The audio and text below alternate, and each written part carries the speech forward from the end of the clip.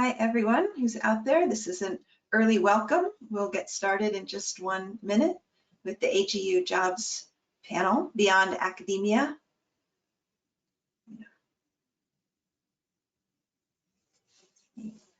And Hannah, I know you're there in the background. Can you see how many people have already logged in? Yep, we have 38 attendees so far, 39, it's ticking up. All right, I'll just wait 1 more minute. Thanks.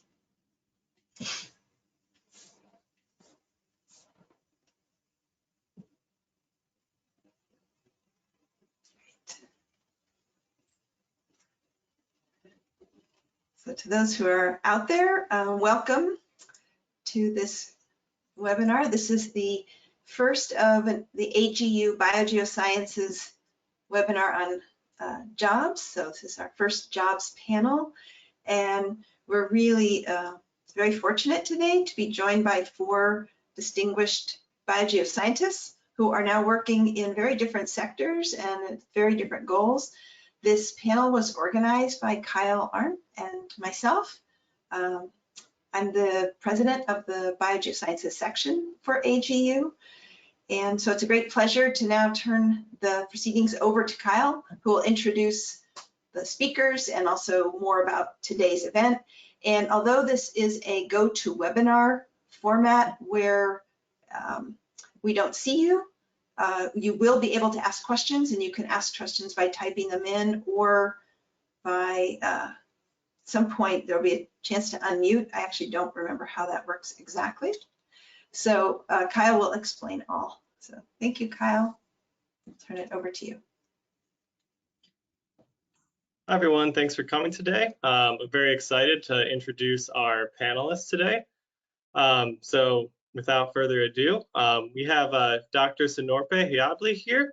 She's an assistant research professor at Penn State's Institute of Energy and Environment and a research fellow at Project Drawdown. Her current research focuses on methane reduction solutions and carbon capture and storage. She was a core member of a research team at the U.S. Department of Agriculture Agricultural Research Service, who performed a first-of-a-kind comprehensive national benchmarking of U.S. beef sustainability. Sinorpe received her doctorate in agriculture and biological engineering from Penn State, master's in marine estuarine environmental sciences from the University of Maryland Eastern Shore, and a bachelor's in oceanography and fisheries from the University of Ghana. And I was excited to invite her because I feel like she can really bridge the gap well between academia and the NGO sector here, still being involved in both. We also have Dr. Cassandra Rose. She's a first-generation college graduate who earned a PhD focusing on paleoclimatology and geochemistry in 2015. She managed a policy and communications program for the nonprofit American Geosciences Institute between 2015 and 2019, connecting decision makers at the local, state, and federal levels with the geosciences. Cassandra is currently a senior science analyst and climate council coordinator with the Maine Governor's Office of Policy, Innovation, and the Future.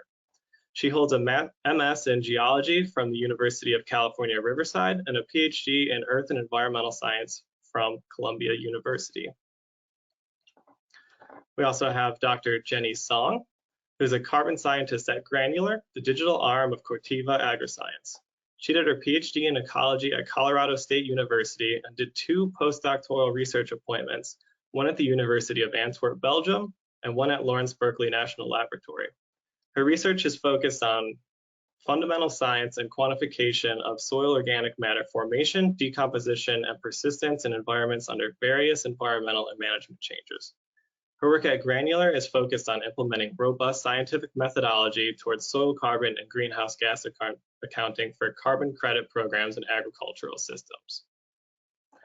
And last but not least, we have Dr. Samuel Parker. He's a senior scientist at EHS Support, a firm that specializes in solving complex environmental health and safety challenges across industries.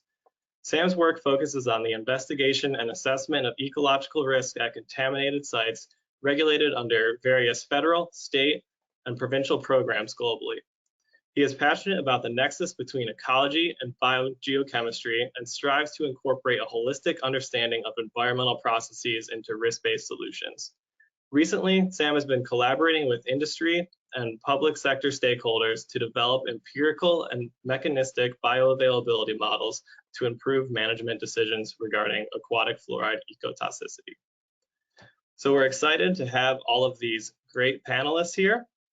And in a brief second, I'm just going to ask them to introduce themselves as they see fit in their own words and have a few starter questions just to get everyone thinking here. So I'm just going to briefly show my screen to put up a little reminder of what some of these starter questions are. And I will let some of the panelists take it away. Maybe if we just want to start with Cassandra just to get it going, if that's okay. Sure, Kyle. Thanks. Well, it's a pleasure to be here with everybody and alongside these amazing panelists. I'm really excited to hear about their paths. I'm Cassandra Rose. I identify as a paleoclimatologist by training and a geologist who tries to see rocks whenever I can. But in the last couple of years, I have made the shift into state level policymaking. And the question I thought I would first tackle is, how did you get to the position you are in now? I got into the geosciences and paleoclimatology originally thinking I would continue in research. I was really interested in learning about the history of climate change and the mechanisms for that and using biogeochemical methods to try to figure that out. But shortly after getting into a PhD, I realized that the pure research pathway was not something I was super excited about personally. And I was getting very concerned about the impacts of anthropogenic climate change on our world. And the idea that got me really excited for a future career was thinking about trying to use science to help people adapt to climate change or geoscience challenges of various sorts. So I decided to finish a PhD because I wanted the flexibility that that could give me and potential for doing some independent research, but maybe in different areas from academia, pure academia. And so I applied pretty widely towards the end of my PhD. I wasn't quite sure where I was going to go at that point. I think that's fairly common for folks who want to go into not an academic career paths, but there's often not a lot of clarity on what you can do with a PhD outside of academia. And that was very much my experience, is not having a lot of information. And I happened to come across this listing for a geoscience communications program at the American Geosciences Institute, which works really closely with AGU and a lot of other geoscience societies on a number of big sort of cross-cutting issues, and that includes communications and policy making. And that was a really nice bridge environment between still being involved in the sciences and learning about ongoing geoscience research and working with geoscience organizations like AGU and GSA, but also getting a crash course in learning how policymaking worked at the local, state, and federal levels, which is a totally, there are a lot of competing interests and variables you have to take into account for policymaking. And that got me really interested and excited in state level policymaking in particular. I think because it's this nice happy medium between you're not quite so focused and like hyper specialized as working at the town level, which is great. You get really cool work, but you might have a small region in which you can affect. And it's not as big as federal policymaking, which tends to be very big issues, but you may not be working on policies that have an immediate impact on people's lives. So state level policymaking seemed like a really interesting area to eventually go into. And a couple of years ago, I had the opportunity to network and get connected through my local geoscience organization, Geological Society of Maine, with this brand new branch of the Maine Governor's Office, the Office of Policy Innovation in the Future. And this is an office that works on big cross-cutting issues that require a lot of coordination and collaboration between government and non-governmental organizations, universities, businesses, industry, communities, and tries to bring them together to do some innovative policy thinking. So that includes climate change, which is a really big cross-cutting interdisciplinary issue. And this office was being stood up to support a brand new climate change policy process to come up with a climate action plan for the state of Maine. And so I was really happy that they invited me to come on board to kind of continue working at this interface between science and policy and to try to help inform that process and use some of the logistical organizational skills and collaboration skills I had gained through working at the nonprofit AGI to help continue to bring people together in this really big, complicated policy process affecting the entire state. So I would say this path kind of, opportunities came up at the right time. I think that seems to be often how career paths go. And I've been really lucky. It's been really engaging and interesting so far. And I'm really happy. And I've used a lot of my skills that I got in graduate school in this job that I'm happy to talk about a little later. But I'll turn it over. I'm really excited to hear about the other panelists.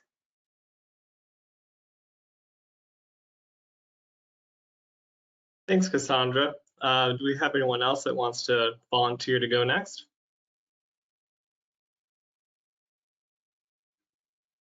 How about Jenny? Take it away. Sure. Yeah. Hi, everyone. It's great to be here today. Thanks for having me. I just recently left academia, so this is new for me to be on a non-academic career panel. But I recently left academia for the private industry, so I'm working as a carbon scientist at Granular, as Kyle mentioned.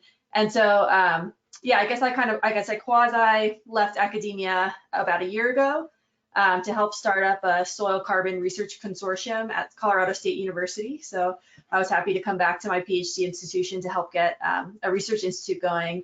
But then I kind of officially left that role for private industry just in February. So I've only been working in my current role for a few months now. And I'm kind of in like the ag tech sector for a large agricultural company. And so when I started my PhD, I guess 12 years ago, on soil carbon, I didn't really know any other academics. I don't have academics in my family, but I knew after my undergrad that I was really interested in ecosystem ecology and kind of systems thinking. And I could tell that, I was learning a lot about climate change, and I knew that carbon cycling and natural ecosystem carbon cycling was a big part of the climate cycle. And so I wanted to become really an expert in soil carbon and carbon cycle science so that I could contribute to carbon accounting programs someday. At that time, there were some kind of carbon market programs starting that kind of didn't really go anywhere. But anyways, I was interested in that from the beginning. But then during my PhD and my postdocs, I really fell in love with fieldwork and experimental design and data model integration and understanding the feedbacks between global climate change and natural ecosystem functioning. And so started kind of thinking more and more along the academic track. And throughout the years, I had applied to several faculty positions over the years without much luck. But I also had kind of limited my efforts. I applied to a few each year for the past 3 or 4 years, I think. But I had kind of limited my search to places where my partner and I wanted to live together. So I wasn't, I was being picky. I wasn't just applying to everything because, my partner, we've been together for over 10 years now, and he has moved with me through all these PhD and postdoc positions. And so that was something that was very important to me, was kind of that work family balance. And so, I guess over the past couple of years, as I was still trying to find that position that I could stick with and really start building my my research career in, I started seeing that other industries outside of academia were finally becoming aware of climate change and wanting to do something about climate change and becoming aware of the carbon cycle and soil carbon dynamics and the role that natural ecosystem and or agricultural and land and managed lands can play in regulating the carbon cycle potentially. And so I started to see an opportunity to kind of branch out and get back to the origins of why I became a soil biogeochemist in the first place. And so this position with Granular, I wasn't actually necessarily on the search for a new position, but I was fortunate as a postdoc at the Department of Energy to have a lot of really great career training there. And one of the things I was encouraged to do was to do informational interviews.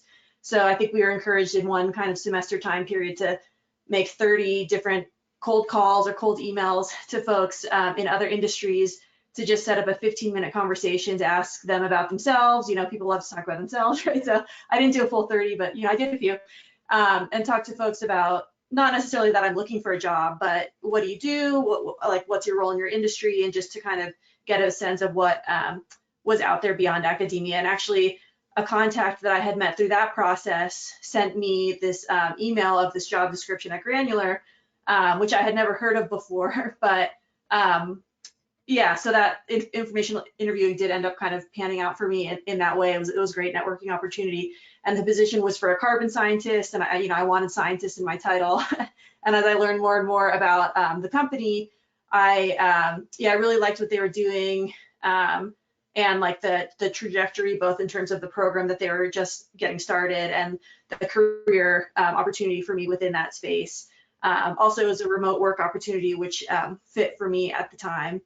And with a colleague, with colleagues that seemed inspiring and very genuine. So I've enjoyed it so far just in the past few months, but I guess, I still need some time to really reflect on how it's going. But if I were to give myself, advice 5 years ago is the other question, I guess I would, I really do think that informational interviewing kind of process was super rewarding for me. And so, I just did that a couple of years ago, but I guess I would have started that maybe a little bit earlier as I was trying to think of what the possibilities were out there.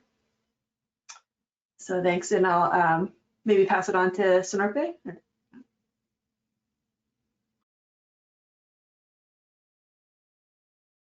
Thanks, Jenny. I was on mute a second ago. I'm really happy to be here and to hear from your experiences. The more I hear about what you have done, it seems that we've had some parallels and what happened to bring us to where we are right now. So I initially started my graduate program. I did not plan on getting a PhD. So I just did follow an opportunity that came to continue my research at Penn State University. And at the time, there was the opportunity to either enter the soil science department or the engineering department. And I thought at the time that, well, engineering was pretty much applicable and has more practical applications to my knowledge at the time. And I wouldn't have to stay in academia if I didn't want to, which would have been the case for me if I had stayed in soil science. Well, leading to that also, I had worked in the environmental field and wanted to do things that were research that was applied to solving problems that were man-made in the environment. So after measuring everything else, what do we do with the results? That's why engineering appealed to me, that you could actually be part of engineering a solution. In my narrow view. Well, so from completing my PhD, how did I land into my postdoc? I was working with the USDA at the time as a research assistant, and I was having a conversation with a scientist by the kitchen sink. You know what they say about this kitchen sinks and the coffee pots. So we're just having a conversation. He asked me, what are you doing next? And I was like, I feel like retiring. This PhD has been very stressful. And he said, oh, I'm actually hiring. And I was like, and I laughed. And then I thought about it. I said, wait, did you say you're hiring? He said, yes. So I went to look up the position, and it was very interesting. It was nothing like what I've done before. That was looking at beef sustainability in the entire United States. And that really appealed to me because I felt like I was going to learn more, meet more people, and get more tools to add to my toolbox. And I thought to myself at that time, how complex could cows be to study? Little did I know.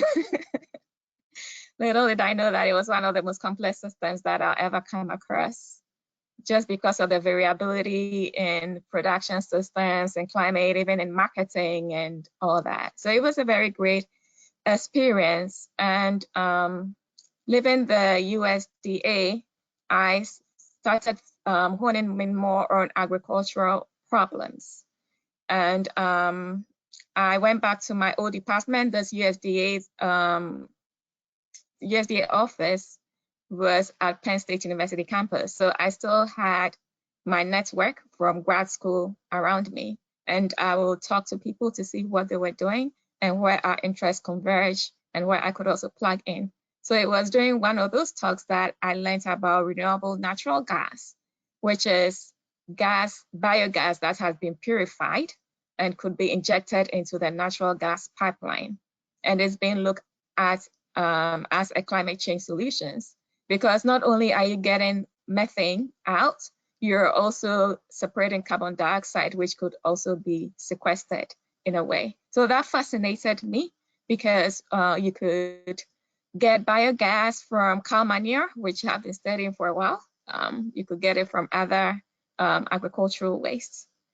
So that's how I joined the Institute of Energy and Environment. And while working with the Institute of Energy and Environment, the position I was hired in was to help develop this partnership with Project Drawdown, which is the NGO, or others will call it a think tank on climate change solutions, that I am partly working with right now as a research fellow.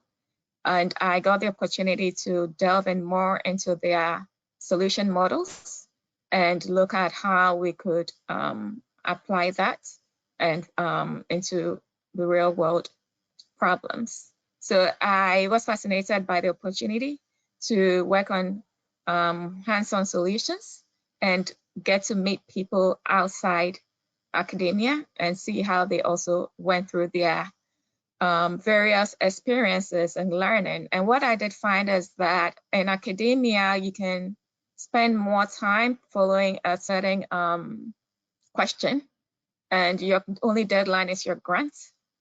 But it's not like that in the NGO world or in the think tank world. We have real deadlines, and you have to think fast and do and work hard. So that's the difference. But I do like the flexibility of being able to set my own timelines and being able to pick what I'm interested in and delve in more into that, and still know that I am contributing to solving a real world problem. Yes, so I think I can pass it on to Sam now.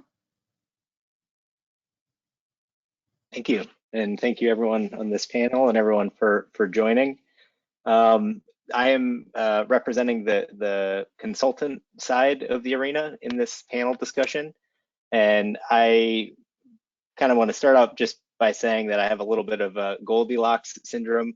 When I was a undergrad at the University of Vermont, I had the opportunity of being the first employee of a very small consulting company after my sophomore year. And I worked there through completion of my undergrad. And then I moved on to the giant mega consulting firm, publicly traded, and learned a tremendous amount there. And then had an opportunity to pursue a PhD studying carbon and nutrient dynamics in the Arctic and working with the Arctic LTER. And it was just a fantastic experience to really dive into understanding nutrient dynamics and carbon dynamics. And through the kind of closure of my tenure in my graduate work, I had an opportunity to link up with some past coworkers, and they were involved in a kind of mid-sized firm at the startup phase, and well, I guess it was a number of years old at that point, but still in a very active growth phase, and had an opportunity to kind of step out of academia and pursue work in the consulting sector. And I think the thing that really is so challenging and also rewarding about it is the fast-paced nature of consulting, and how you really just need to be on your toes and synthesizing a tremendous amount of information to really deliver for the clients and ultimately push projects to completion. And it's extremely fulfilling to work in the ecological and ecotoxicological space, because the main intent ultimately is to understand whether there are risks to the environment, and then help work with engineers and others in a really collaborative fashion to come up with unique solutions. So seeing things through from investigation all the way to some sort of very focused environmental remedy is extremely satisfying. And that's one of the things that I probably get the most joy out of, is the fact that work is contributing to cleaning up and addressing very focused conditions. And so through the kind of transition from academia, I felt that if I were to talk to myself 5 years ago, I would recommend to anyone, never leave a PhD until you're absolutely finished, and don't get lured away to the dark side, because it is extremely difficult to finish a PhD when you're working 60 hours a week on your day job.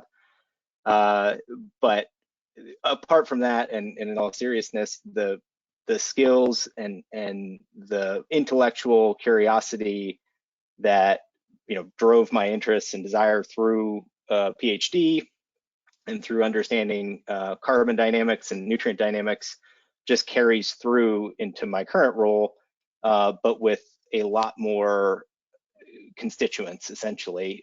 Instead of just a few building blocks, we have thousands of different chemical molecules, and understanding the chemical fate and transport dynamics between them, and then ultimately, how are they contributing to risk in the environment, ecological risk, is a big challenge, and it's a very fulfilling line of work. And so I think, Kyle, I'll turn it back to you. All right, sounds good. Yeah, thanks everyone for those great introductions. And we actually already have a lot of questions coming in. So I think Margaret was gonna take charge on asking some of those questions, or allowing some of the audience to ask those questions. Yeah, and thank you everyone. It was so interesting to hear. So the first question is from Marguerite Moritz, and Marguerite, I unmuted you. So if you would like to ask it yourself, that's fine, or I can read it. Let's see if she's... Okay, can you hear me now? Yes. Okay, great. Thank you everybody for those great summaries. Super interesting to hear all the different tracks. My question is, as somebody who's like a junior research assistant professor, teaching undergrads, mentoring postdocs, mentoring PhD students, how do you have advice for how we can prepare ourselves to inform ourselves better about how this bridge happens? And then also, what are ways that we can better prepare our students or postdocs for these types of transitions? Great, thank you. Maybe we can start with Cassandra to answer. And the next question is specifically aimed at Jenny. You might hold off, Jenny. So Cassandra? Yeah, I think this is a fantastic question, and thank you to Marguerite for being such a conscientious mentor, for thinking about how you can prepare yourself. I have a lot of thoughts about this, and I think one great thing to do early with anybody you're mentoring, a student, undergrad, PhD student or postdoc, is to start the conversations early with them about what their career interests are, and ideally be supportive of wherever those interests lie for them.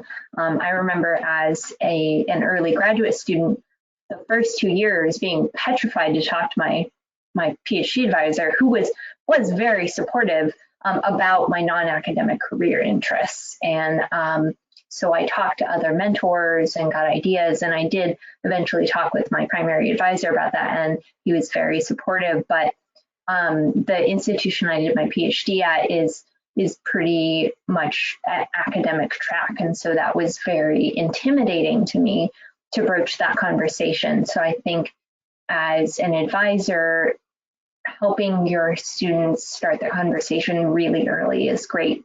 I think an additional thing that advisors can do to prepare is to think carefully about their mentees' experience, not just as developing deep content knowledge. I think in academia, we tend to think about becoming an expert on a subject, but to think also about what skill sets you're developing.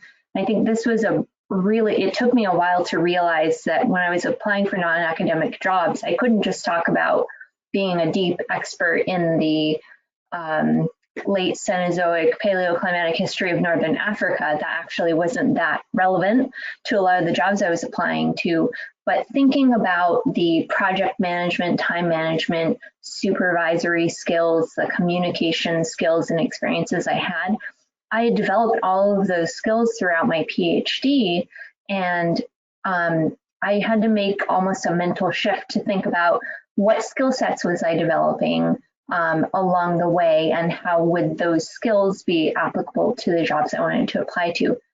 I think it's helpful to think about that in terms of, and talking with your advisees about this early, in that they can be thinking about, okay, what skills do they want to come out of their experience with as well for their future career paths? Because if they're really passionate about communication, they can structure their education or their non-research activities in a way to allow them to get those skills. I think equally, speaking as someone who's hired people, hires a lot of interns, writing and communication skills are so critical, I think, for almost any industry you're in. And so I really think about the skills that I'm looking for, not necessarily the content knowledge is important, but the skill sets are really critical. And then I think third, being aware of non-academic opportunities that your advisees can take advantage of. There are a lot of non-academic internships and fellowships or experiences like congressional visit stays, AGU, GSA, AGI, all have these experiences, and depending on how much time your student might be able to set aside, like whether it's 3 months in the summer to do an academic internship, or it's just going to congressional visit stays to talk to the members of Congress and learn about the policy process. I think there are a lot of experiences outside of just research that are really helpful for preparing for different career paths and just becoming aware of what possibilities are out there. And I think advisors do their students a disservice if they don't consider helping their students find those opportunities and giving them a little bit of time to do that. I know the current academic timeline often isn't flexible enough for that, but I think that's really important to learning what's out there. Cassandra, thank you. Turn it over. Thank you so much. Sinorpe, would you like to add something to that? Yes, I think Cassandra has mentioned some very great points, and I would just like to support that with a couple of examples from my experience. During grad school, I had the opportunity to pursue a fellowship with the CGIAR, the Consultative Group on International Agricultural Research. And that was a very good experience. And I couldn't have done that without the support of my PhD advisor.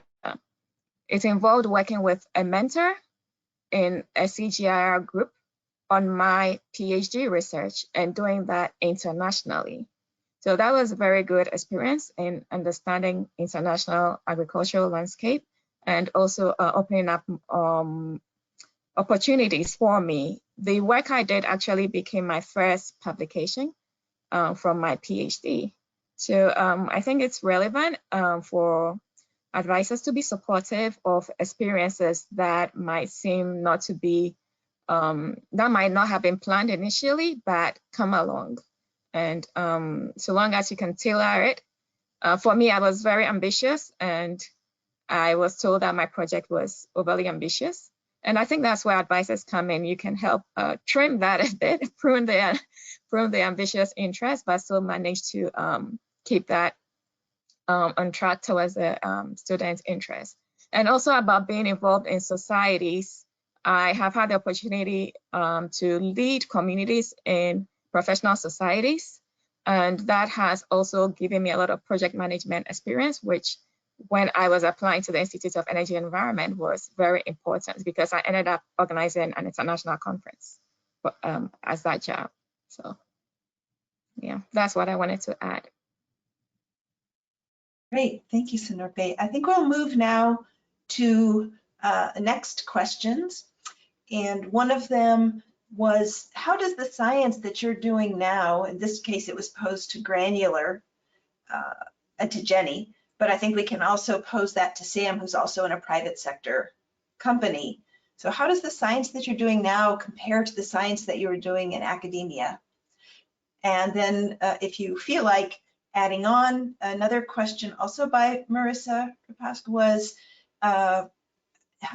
did having a postdoc help, or what role does it play when you are looking for a job or when you're hiring now? Thanks. So Jenny, you want to start, and then Sam? Thanks. Sure, yeah, I can start on that. So I guess I feel fortunate that the work that I'm doing now at Granular is very much related to the soil carbon research that I had been doing all throughout my research career. And I think, yeah, I agree with Cassandra that the skills that I gained as scientists in terms of writing and communication and project management and those sorts of things were very relevant. But I was also fortunate that I found a position that really valued the scientific knowledge that I had been gaining over the past 12 years. So yeah, but again, so I just started my job a few months ago, but right now I do feel like I'm doing a bit more like science interpretation than actual new science research development. People are trying to understand soil carbon dynamics, how persistent or stable is the carbon that's accrued in the soil if you convert to no tillage or cover crops, will it be permanent? Is it really sequestered? What is the real climate impact? What about nitrous oxide emissions? Those sorts of questions that I'm very much interested in. So, but yeah, the one thing about being at a really big company, Corteva, which is the parent company to Granular, is a huge agri-science company, and they invest, I think I was told, like over $1 billion a year into research and development each year. And so I've actually found it pretty exciting to meet other agronomists and soil scientists from the Corteva, huge network that have been doing pretty cool research, more into kind of crop yields and nitrogen dynamics, but models that and data that really relates a lot to the soil biogeochemistry that I'm working on. And one of the projects that I'm working on now is to propose kind of the R&D investment that we need for the next 5 years to really enable carbon accounting and greenhouse gas accounting in working lands. And so, having had some experience in developing research proposals, I think it is contributing to that as well. But I would say now, just getting started, I am, talking to agronomists and kind of like the marketing and really like farm representative type folks to try to translate the science into terms and I guess like websites and nice looking presentations that other folks can understand. So yeah.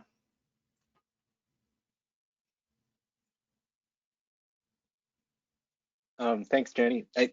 I would echo the fact that the science is the science. The science is the same. It's a universal language, and in my experience in working for private sector companies, everyone is invested in speaking the same language in terms of what we're doing in terms of looking at data, statistics, etc.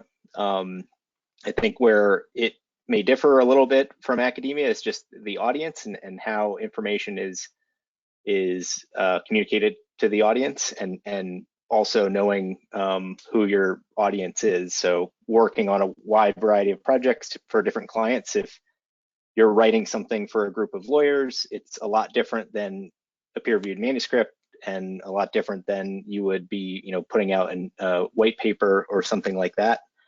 And so having the flexibility to write many different ways, I think, is a really critical component. And one of the things that's unique about our organization and my position, we have a strategic growth component to our company, and it's really focused about identifying kind of cutting edge R&D projects to work on. And so there are several projects right now that I'm overseeing that are focused on individual problems that we've identified, and then how to ultimately increase the knowledge base in terms of peer-reviewed publications and other important data gaps that we've identified through working for the private sector. So I think it's a very transferable skill set to a lot of industries. Great, thank you. So I've just noticed now that the panelists don't see the whole question. So I'm sorry that my summary didn't do it justice. Kyle, let me know if you'd like to jump in. Otherwise, we have a I think one thing that we could just have expanded upon, the question posed by Ligia, is does having a postdoc make a difference when looking for jobs outside academia? So thinking of your field, hiring decisions you might make, what do you look for in candidates? And let me just say before you answer, it's a great question. We actually have this really nice set of building questions, so we'll probably keep the answers a little bit briefer now, and we'll get to more people's questions. Thanks.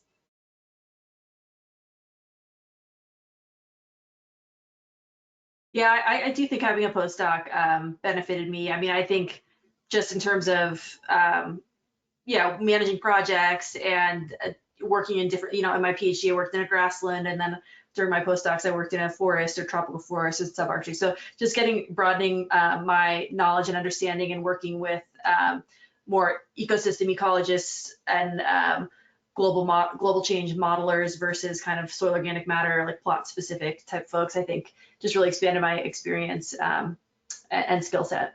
Yeah.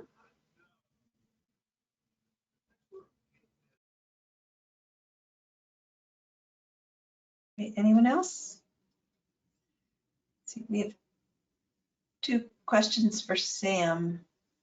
One is if you know a way to get experience on climate finance for environmental science PhD students. That's for Sam and Cassandra. And let's have two quick replies, and then we'll go get to the next one for you, Sam. Can you restate that? Do you say climate finance? Yes, or for environmental science. And if that's not an area that you know, then that's fine. Yeah, I Pass think it over to climate finance is probably outside of my area of expertise. I think Cassandra might be more suited to address that, maybe. Yeah, it's a bit outside mine as well. I know it's very complicated, but there are organizations that are working specifically in this area. So there are green banks around the country. Certain states they're called green banks that do climate related finance, and there are organizations like the North New England Environmental Finance Center that work in this. And there are some community organizations I know of here in Maine that are starting to do more climate related financing. Whole interesting area. I don't know a ton about it. I will say that a lot of progressive companies are really mindful of implications of climate changes, sea level rise, etc. And that's a really important part of planning and for remedial design, for understanding what's going to happen when your baseline has shifted. So it's definitely something that is accounted for but it's kind of dependent on what the problem is and what the design solution is. Great, thanks. I'm going to invite someone to ask a question because I've been forgetting to do that. So Ola Aluwalu Toby, you have a question about using your master's degree. And I'm going to unmute if you'd like to ask it, and otherwise I'll do it for you. So you're unmuted now if you'd like. Or Thomas, maybe your name's, I don't know. No, you're right. All of those are my names. Can you hear me okay? Okay, Yes. great. Mine was more so like a approach type question. If we have an idea of a field we want to get into outside of academia, and I just kind of use mine as a specific example, like I want to use my environmental geoscience to get into space exploration of some sort, and hopefully accumulate with me actually getting a chance to go to space, SpaceX, whatever is available. But just approach wise, like if you have an idea of what you want to do, like what are some good approach methods to try to access more information and get into that field?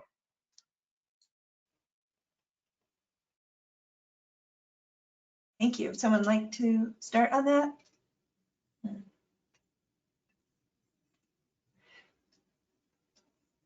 Okay, Cassandra, let's do a round of brief advice.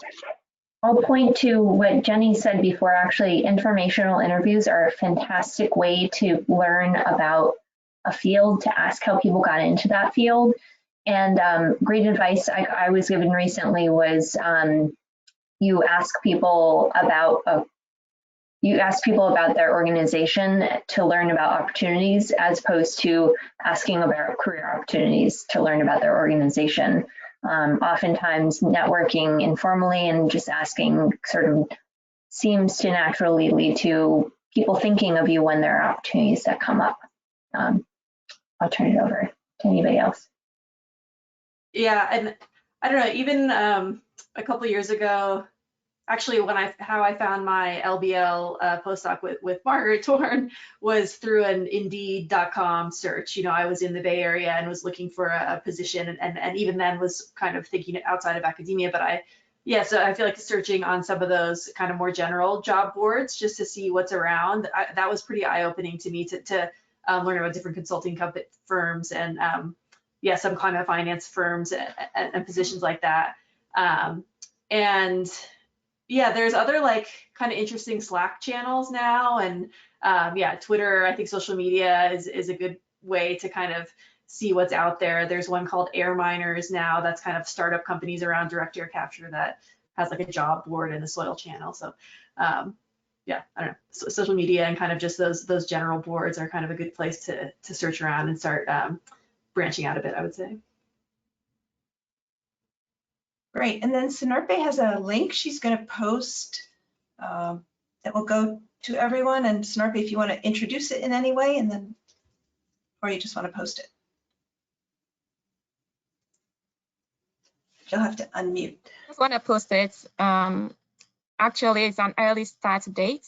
So if you would want to reach out to find out if it's still open, maybe that might help before going to other trouble. But you can also reach out to me since it's here at Penn State. Okay, I'll post that to everyone in a minute. Fantastic, thank you.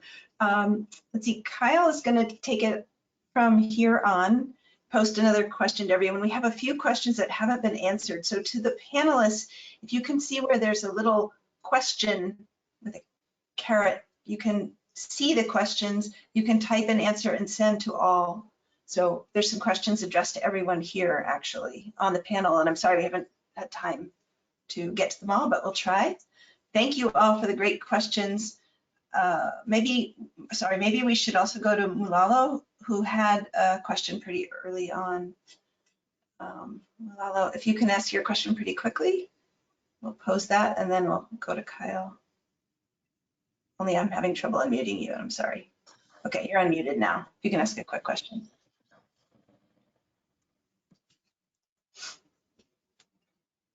Can you hear me?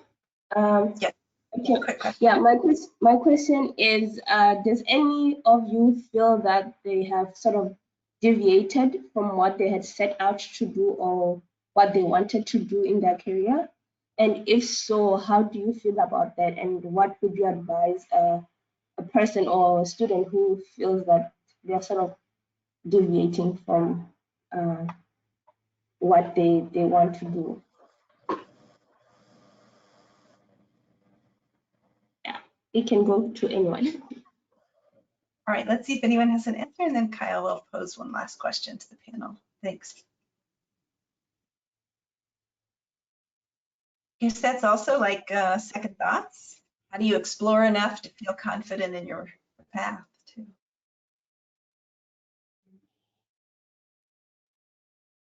Yeah, I guess now that I'm working for like a big ad company, I guess I never really thought that I would be doing that. You know, I thought I was going to be working for yeah, a university or government research agency. So it was a pretty big deviation for me to take this step.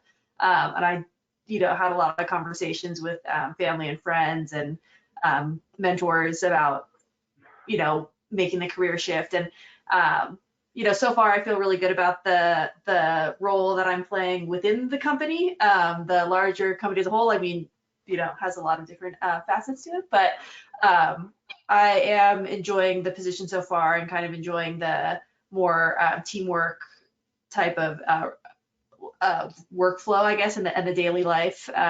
You know, I was feeling a bit isolated sometimes and throughout some of my research roles, you know, writing papers and analyzing data. I'm kind of working on my own. Although I was working on great teams in academia as well, I feel like there is a little bit more of a dynamic between different team members in the role that I'm in now. And so I feel like I'm, yeah, enjoying kind of the pace of the day a little bit better now.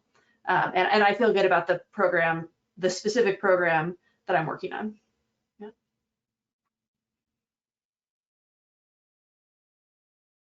Thanks. Kyle, you had a question to pose? Seemed like a really good one to end up with.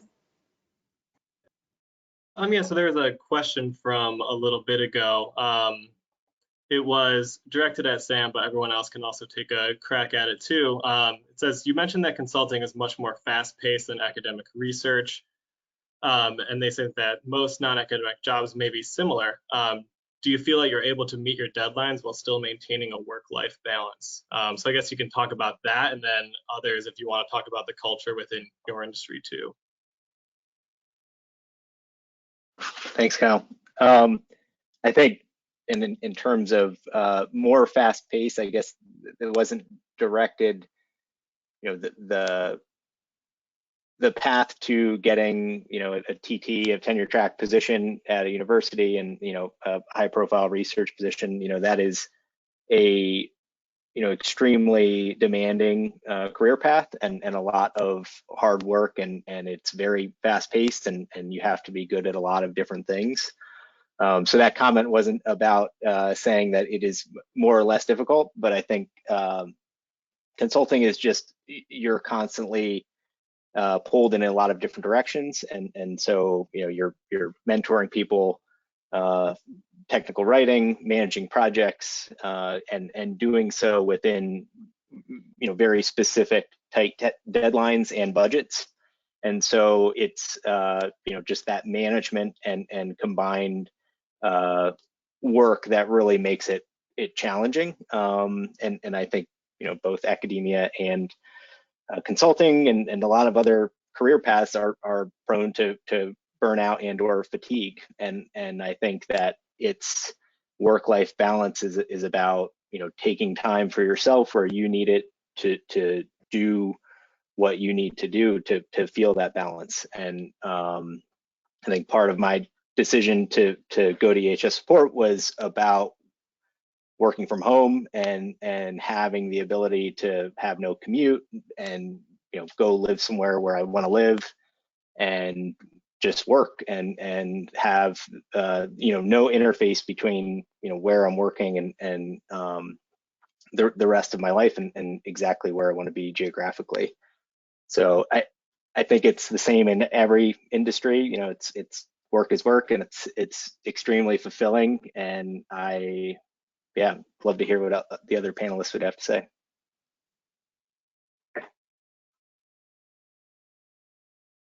I'll be brief. I think government it's very fast paced. Deadlines can change, things come up quickly.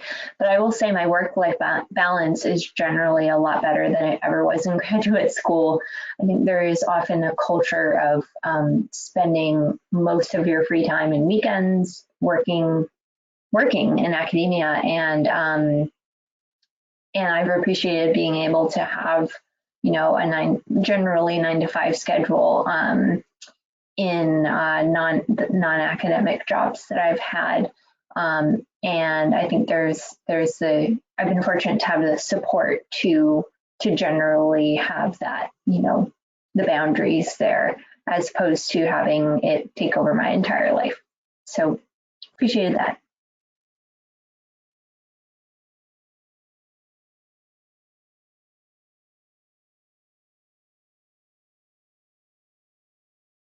Hey, thanks. Sinorpe, do you want to say anything about that question since you're at an NGO, and also Penn, or anything else you'd like to say about the previous questions we've heard? Yes, one experience I'll remember was when I was told, when I joined this organization, that this is not a PhD question, carry on with it.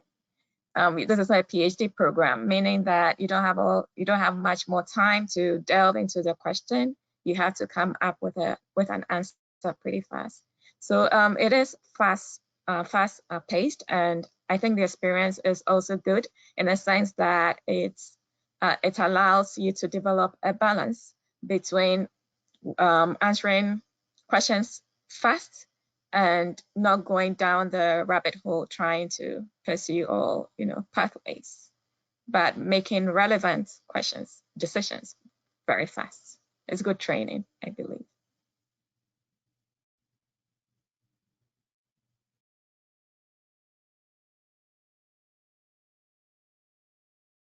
All right, so I think we are coming near the top of the hour here. So I just wanted to give another big thanks to all of our panelists here, and a thank you to everyone that came. I'm sorry if we weren't able to get to your questions, but a lot of great questions from everybody. So I guess I'll give the last 3 minutes just to see if any of the panelists have one last thing they'd like to say, pitch for their industry, something they wish they had done before, or just real quick last words. Yeah, just quickly, I think it's a really exciting time for biogeoscientists. I think that there's a lot of interest now in our work.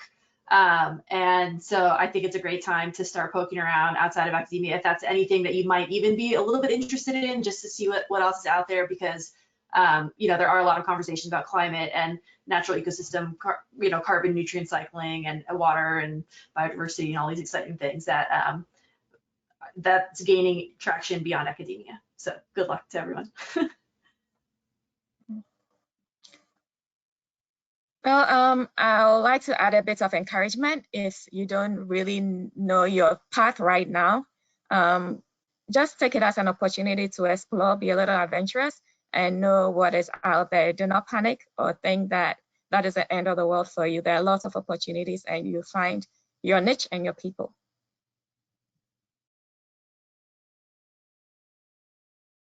Seconded on that, Sinorpe.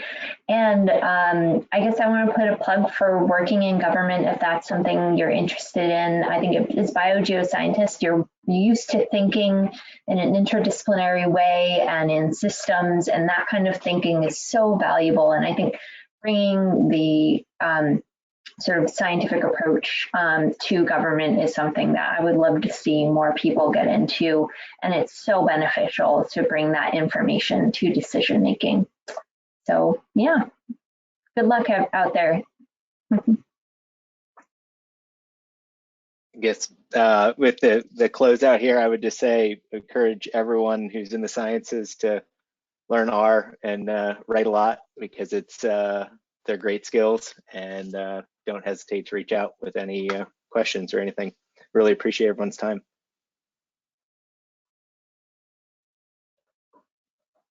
All right, thanks everyone.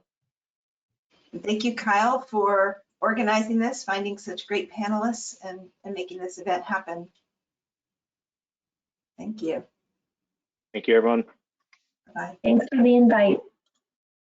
Thanks, everyone. Thanks for the invite. Thank you. Bye. Yeah, thank you all. Good. Bye.